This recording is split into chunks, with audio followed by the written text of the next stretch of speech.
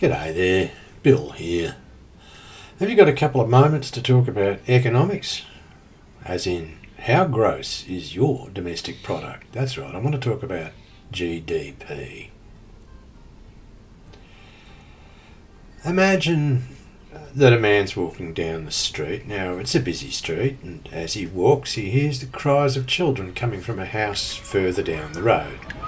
Suddenly, he sees a tricycle racing down the driveway into the path of an oncoming truck. Luckily, his foot intercepts the tricycle, and he says a few kind words to the father, and off he goes. Well, how much do you think this incident added to our GDP? Well, of course, you'd be quite right. It didn't add anything at all. One not dead 3-year-old, GDP addition, nothing. Alright, now let's imagine that the foot does not intercept the tricycle.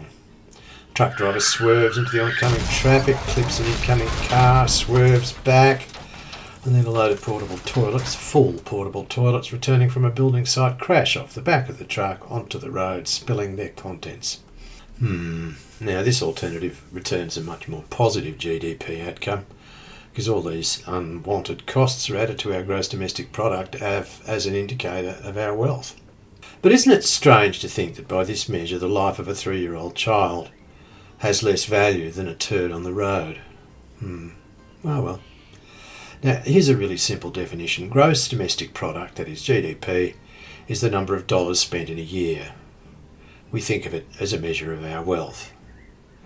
But GDP measures the tens of millions of dollars we spend on gambling every year as having the same value as the tens of millions of dollars we spend on childcare. And the question I've got is, well, does a big GDP automatically translate into happiness for everybody?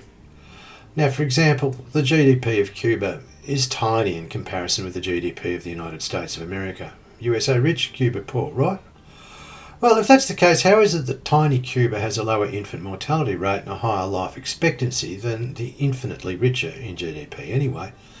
Infinitely richer mighty USA. Could it be that they place a different value on the life of a child? Years ago, the great Hugh Stretton introduced me to the idea of the domestic economy.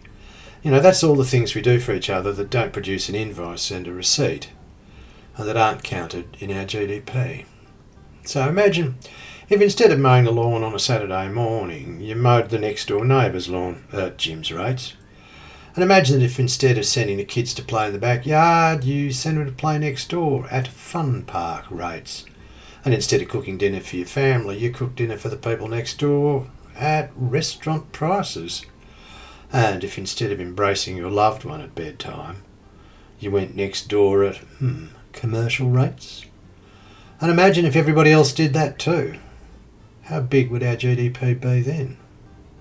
And yet, all of the things we do for each other out of love or friendship or just plain good neighbourliness, they're treated as if they don't exist. Well, today we're facing a world in crisis, and it's not just one crisis, it's a whole terrifying buffet of crises. And no, you don't get to choose, you've got to have one of each on your plate. You know, it seems to me that what we've been doing isn't working, and that maybe we need to work out how to do things differently. And one way we might start is to think about how we measure stuff. Maybe it's time we stop valuing what we count and learn how to count what we value. Anyway, I'll get out of your way now. Thanks for listening.